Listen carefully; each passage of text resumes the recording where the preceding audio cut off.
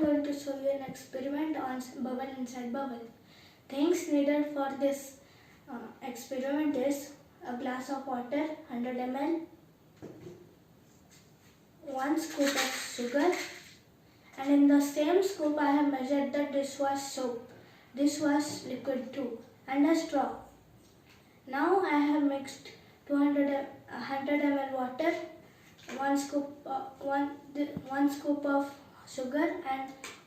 dishwash. Now I have already mixed it and kept it here. Now let's see how the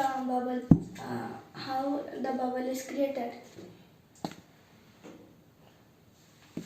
We need to spread the water in this plain surface.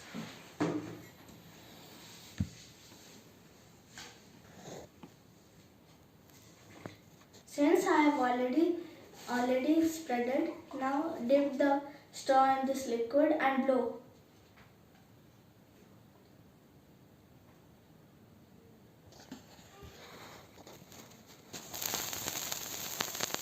Thank you.